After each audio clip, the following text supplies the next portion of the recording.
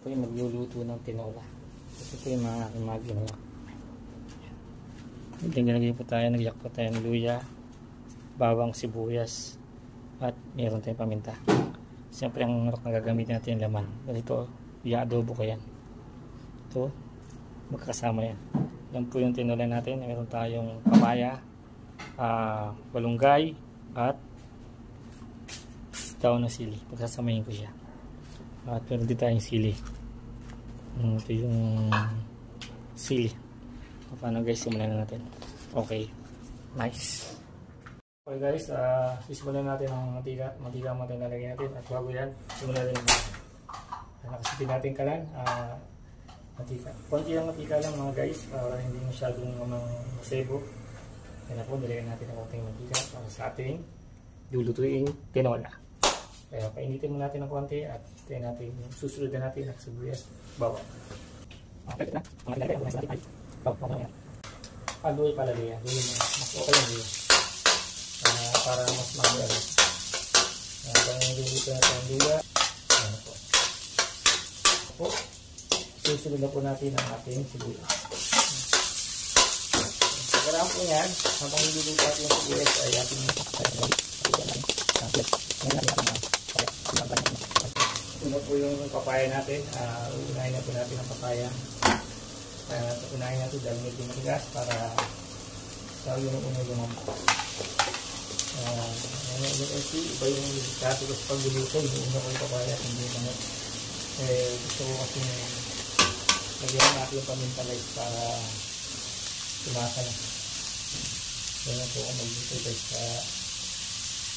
Optional po kung ano gusto nyo, kung gusto nyo mamaya ilagay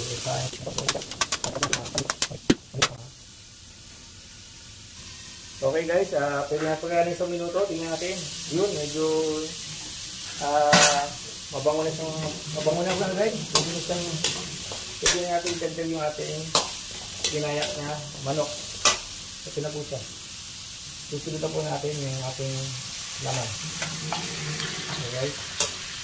At siyempre, bigyan natin ng konting asin. Asin ang kailangan natin.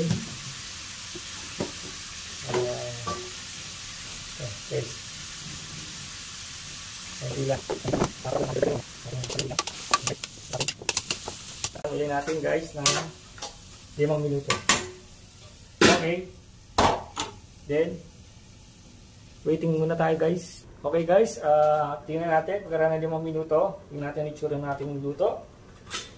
Ayun, nagsabaw na siya guys. Lumabas na yung kanyang sabaw. Wala pa tayong nilalagay na guys na tubig. Mismo yung sabaw niya. Pagkaraan ng 5 minuto, ayan yung naging resulta.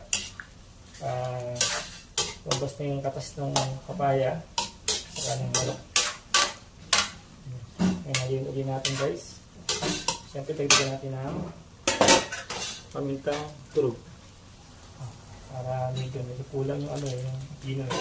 Durog na. Yung medyo. Para medyo binasa. Okay, ito na. Nilagyan natin ng food color para medyo makulit. Hindi yung masyadong marami kung lang. Sakto lang. At ating nilagyan. Tapos guys, itampugin natin yung ating patay. Binili naman ng patay, 1/4 lang. Patay sa kapuso. Hindi natin sabihin natin. Karaan, guys, ay atin na itong lalagyan natin ang ating malunggay. Malunggay natin guys.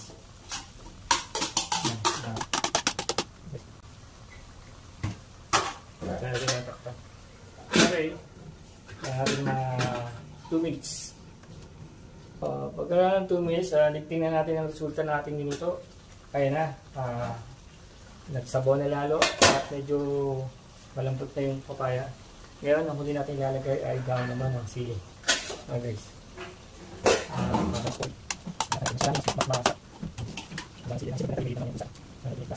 Tapos guys, tulad ng dati, kailangan natin tapan ulit another 2 minutes.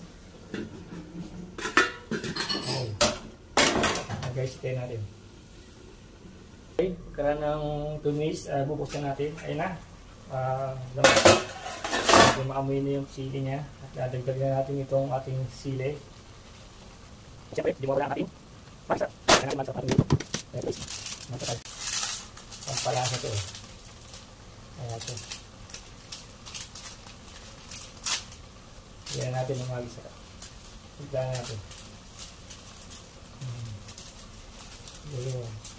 Tama na yan. Guys, then, pagkain natin ang paminta. Okay, sama. Okay guys, kaya ng 1 minuto, tignan natin ang resulta natin tinola. Yun. Okay. Medyo nakukulangan pa sa tubig. Dagdagan natin ng tubig ng ating tinola para masabaw. Depende sa gusto nyo, kano karami. Pero sa akin, mas okay yung mas marami sabaw. Patis. Konti lang. Para lagyan natin at natin 5 minutes. Okay, pagkaraan 5 minuto, tingnan natin yung ating tinola kung okay na. Ayun, guys. Ito na. Ito natin titikman kung ano po ang kanyang lasa. Natin sa bola. Tignan natin.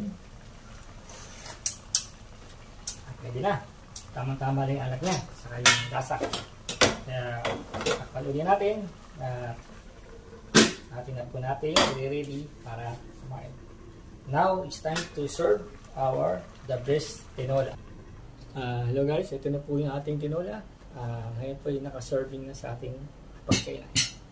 Kaya pong kumain ng ating tinola. Thanks for watching yung video. Ayan. Thank you. Bye-bye. Peace.